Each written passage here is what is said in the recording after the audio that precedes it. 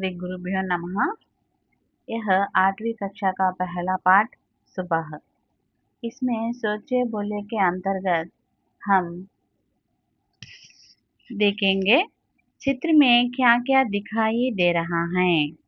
चित्र में देखिए क्या क्या दिखाई दे रहा है। चित्र में एक लड़का, लड़की, औरत, आदमी और एक किसान है और बैल भी है और सूरज भी है, जाल भी है, गाय भी है और ये क्या है, यह झोपड़ी है।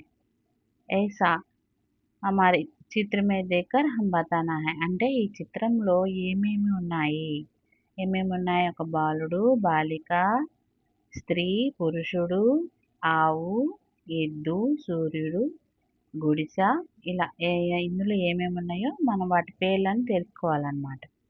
खेत आदि है, यहाँ मुर्गी भी है। इसके बाद किसान क्या कर रहा है। किसान क्या कर रहा है, किसान खेत जोत रहा है। किसान ఏం చేస్తున్నాడు, किसान రైతు పొలం దున్నుతున్నాడు। लोग क्या कर रहे हैं, लोग क्या कर रहे हैं। यहाँ एक औरत घास को लेकर आती है और लड़का और लड़की रास्ते पर जाते हैं। सूरज निकलता है। यहाँ मुर्गी दाना खाती है, किसान खेत जोतता है, एक आदमी साइकिल पे जाता है। ऐसा है। इस झोपड़ी में गाय भी है। ये आदमी जाल से मछली पकड़ता है। ऐसा हम कई शब्द कई वाक्य बोल सकते हैं। देखिए यहाँ।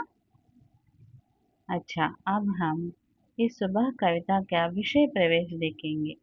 అంటే మనము ఇందులో विषय प्रवेश అంటే ఈ కవితలో అసలు ఏముంది అనే దాన్ని చూద్దాం। మానవ जीवन में प्रकृति का महत्वपूर्ण स्थान है। మానవ జీవితంలో ప్రకృతికి చాలా ఇంపార్టెంట్ అయిన ప్లేస్ ఉంది। प्रकृति के हर एक अंश से हमें कोई ना कोई ప్రేరణ मिलती है। ప్రకృతిలో ఉన్నటువంటి ప్రతి అంశం మీద ప్రతి అంశం వల్ల మనకి ఏదో ఒక ప్రేరణ అనేది లభిస్తూనే ఉంటుంది। प्रेरणा पाकर हम अपना कार्य उत्साह के साथ करते हैं। ఈ ప్రేరణతోటి మనం మన పనులను చాలా ఉత్సాహంగా చేయగలుగుతాం। इस कविता में समाज की गतिविधियों को प्रकृति के साथ जोड़कर उनका सुंदर वर्णन किया गया है। ఈ కవితలో మనకి సమాజంలో ఉన్నటువంటి వివిధ పనులను ప్రకృతితో కలిపి వాటిని అందంగా వర్ణించడం జరిగింది। అంటే మనకి మానవ జీవితంలో ప్రకృతికి చాలా ఇంపార్టెంట్ అయిన ప్లేస్ ఉందని చెప్పాను కదా। ఎందుకంటే ప్రకృతిలోనే మనం నివసిస్తూ ఉంటాం।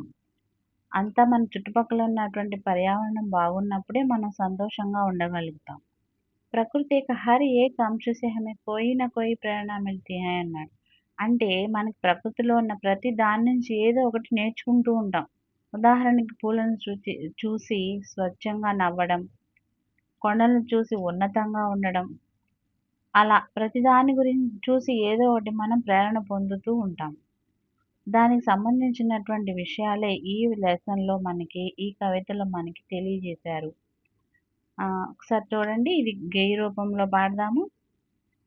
सूरज की किरणें आती हैं, सारी कलियां खिल जाती हैं, अंधकार सब खो जाता है, सब जग सुंदर हो जाता है, चिड़िया गाती है मिलजुल कर, बहते हैं उनके मीठे स्वर, ठंडी ठंडी हवा सुहानी, चलती है जैसे मस्तानी, खो देते हैं आलस सारा, और काम लगता है प्यारा, सुबह भली लगती है उनको, मेहनत प्यारी लगती जिनको, मेहनत सबसे अच्छा गुण है, आलस बहुत बड़ा दुर्गुण है, अगर सुबह भी अलसा जाए तो क्या जग सुंदर हो पाए। अब इस कविता का अर्थ देखेंगे। సూరజ్ కి కిరణే ఆతి హై. సూర్యుని యొక్క కిరణాలు రాగానే ఏం జరుగుతుందంట? సారీ కలియా ఖిల్ జాతీ హై. అంటే సూర్యుని యొక్క కిరణాలు ఎప్పుడైతే వచ్చాయో అప్పుడే మొగ్గలన్నీ కూడా వికసిస్తాయి. కలియా అంటే మొగ్గలు అని అర్థం అన్నమాట. అంధకార సబ్ ఖో జాతా హై. చీకటి మొత్తం సూర్యకిరణాలు రాగానే అప్పటి వరకు కమ్ముకున్నటువంటి చీకట్లన్నీ తొలగిపోయి అంధకార సబ్ ఖో జాతా హై. చీకటంతా పోతుంది. సబ్ జగ్ సుందర్ హో జాతా హై. అప్పుడు ఈ ప్రపంచం అంతా చాలా అందంగా కనబడుతుంది. అప్పటి వరకు చీకటితో ఉన్నటువంటి ప్రపంచం అంతా ఎప్పుడైతే సూర్యుని యొక్క కిరణాలు వస్తాయో అప్పుడు చాలా అందంగా కనబడుతుంది. చిడియా గాతి హై మిల్జుల్ కర్. పక్షులన్నీ కలిసి అరుస్తూ ఉంటాయి. మనం పొద్దున్నే కనుక లేచినట్లయితే పక్షుల కిలకిల రావాలు మనకి వినిపిస్తూ ఉంటాయి. మన చుట్టుపక్కల ఉన్న చెట్ల మీద అలా అరుస్తూ వినపడుతూ ఉంటాయి కదా! అవి వినటానికి చాలా అందంగా ఉంటాయి. వినసొంపుగా ఉంటాయి. బహతే హై ఉన్కే మీఠే స్వర్. బహనా అంటే ప్రవహింపజేయడం అన్నమాట. వాటి యొక్క అందమైనటువంటి స్వరాన్ని, తీయని స్వరాన్ని అంతా వ్యాపింపచేస్తాయి. టండీ టండీ హవా సుహానీ. టండీ టండీ అంటే చల్లని అన్నమాట. చల్లని గాలి మనకి చాలా ఆహ్లాదకరంగా ఉంటుంది. సుహానీ అంటే ఆహ్లాదకరమైన అని అర్థం. హవా అంటే తెలుసు కదా గాలి. చల్తీ హై జైసే మస్తానీ. ఈ చల్లని గాలి మనకి తగులుతూ ఉన్నప్పుడు ఆ పక్షుల కిలకిల రావాలు మనకి వినిపిస్తూ ఉన్నప్పుడు ఏదో రకమైనటువంటి మత్తెక్కినట్లుగా మనకి అనిపిస్తుంది. అంటే చాలా హ్యాపీగా, ఆనందంగా, ఉల్లాసంగా ఉంటుందన్నమాట. ఖో దేతే హై ఆలస్ సారా. ఆలస్ అంటే ఏంటి? బద్ధకం. ఆ బద్ధకం మొత్తం కూడా ఎప్పుడైతే ఇదంతా కూడా మనకి పాఠంలో సూర్యకిరణాలు వచ్చినప్పుడు ఏ విధంగా ఉంటుంది అంటే ప్రాతకాల సమయంలో ఎటువంటి వాతావరణం ఉంటుంది అనేది తెలియజేస్తూ ఉంటారనమాట. ఖో దేతే హై ఆలస్ సారా. ఎప్పుడైతే సూర్యకిరణాలు వస్తాయో అప్పుడు మనలో ఉన్నటువంటి బద్ధకం మొత్తం తొలగిపోతుంది. ఔర్ కామ్ లగతా హై ప్యారా.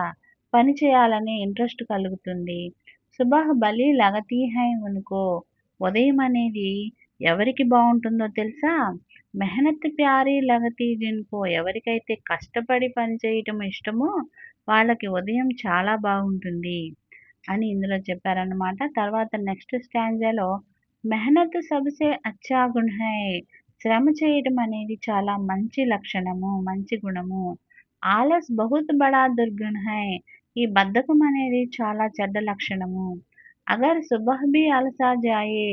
అదే గనక మనకి ఉదయం కూడా బద్ధకంగానే రాలేను అని చెప్పి ఆగిపోయిందనుకోండి, అది కూడా బద్ధకం ప్రదర్శిస్తే తో క్యా జగ్ సుందర్ హో పాయే. అటువంటప్పుడు మనం ఈ చీకటిని తొలగించే సూర్యకిరణాలు కనుక రాకపోయినట్లయితే మనం ఎప్పటికీ ఈ చీకట్లోనే ఉంటాము. మన ప్రకృతిలో ఉన్న అందాలను మనం చూడలేము.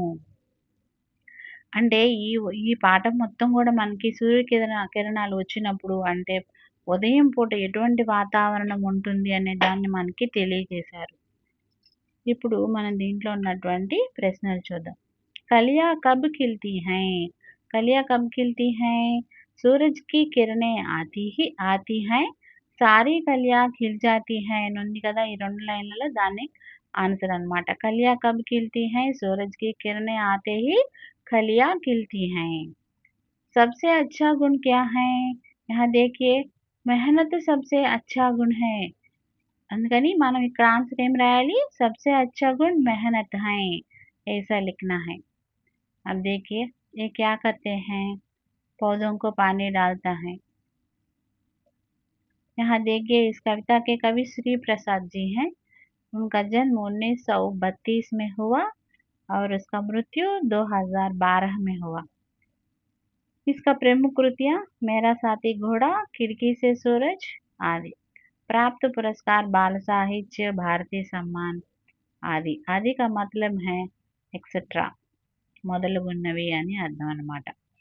అంటే వాళ్ళకి ఇంకా చాలా పురస్కారాలు వచ్చినాయి. అందులో ఒక 2 ఇచ్చారు. అదేవిధంగా ఆయన చాలా రచనలు రాశారు. అందులో నుంచి ఒక 2 ఇచ్చారనమాట. कविता का सारांश. सुबह कविता के कवि श्री प्रसाद कहते हैं कि सूरज की किरणें आते ही కలియా ఖిల్తీ हैं. ఈ సుబహ కవిత యొక్క కవి శ్రీప్రసాద్ గారు ఏం చెప్తున్నారంటే సూర్యుని యొక్క కిరణాలు రావటంతోనే మొగ్గలనేవి వికసిస్తాయి.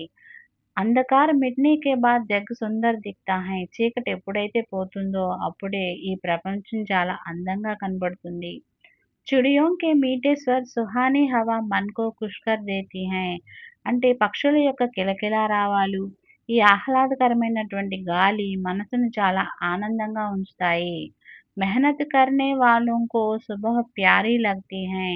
కష్టపడే వాళ్ళకి ఈ ఉదయం అనేది చాలా బావుంటుంది, ఇష్టంగా ఉంటుంది. వే ఆలసీపన్ కో చోడ్‌కర్ అప్నే కామ్ మే లగ్ జాతే హై. వాళ్ళు ఎవరైతే కష్టపడతారో వాళ్ళందరూ కూడా తమ యొక్క బద్ధకాన్ని తొలగించుకొని పనిలో నిమగ్నమైపోతారు. అగర్ సుబహ్ భీ ఆలసీ హో జాయే తో హమ్ ఇస్ జగ్ కి సుందరతా కో నహీ దేఖ్ పాయేంగే. ఒకవేళ ఉదయం కూడా ఆ బద్ధకంతోటి లేదనుకోండి, అప్పుడు ఈ ప్రపంచం అంతా కూడా ఈ ప్రపంచం యొక్క అందాన్ని మనం చూడలేము. ఇసిలియే హమే ఆలసీ నా బన్‌కర్ మెహనత్ కర్కే జగ్ కో సుందర్ బనానా హై. అందుకని మనం కూడా మన బద్ధకాన్ని వదిలేసి, శ్రమ చేసి ఈ ప్రపంచాన్ని అందంగా తయారు చేసుకోవాలి. అది మన యొక్క కర్తవ్యం. ఉదాహరణకి మనం ఒకరోజు, 2 రోజులు లేట్‌గా లేచామనుకోండి. అదే విధంగా మనలానే అమ్మ గూడా లేట్‌గా లేస్తే ఏమవుతుంది? అమ్మకు ఉదయాన్నే లేచి పని మొత్తం చేస్తే మనం లేచినప్పుడు హాయిగా ఉంటది. అలా కాకుండా అమ్మ గూడా లేట్‌గా లేచి అమ్మ గూడా మీలాగే బద్ధకంగా ఉందనుకోండి. అప్పుడు మీకు దానివల్ల ఇబ్బందవుతుంది గదా! అదే ఇబ్బంది మనకి ఇక్కడ సూర్యుడు రాకపోతే కూడా అలాంటి ఇబ్బందే కలుగుతుంది అని చెప్పి మనకి కవి శ్రీప్రసాద్ గారు చెప్తున్నారనమాట. ధన్యవాద్. ఈ వీడియో గనుక మీకు నచ్చినట్లయితే లైక్ చేయండి, షేర్ చేయండి, సబ్స్క్రైబ్ చేయండి. Thank you.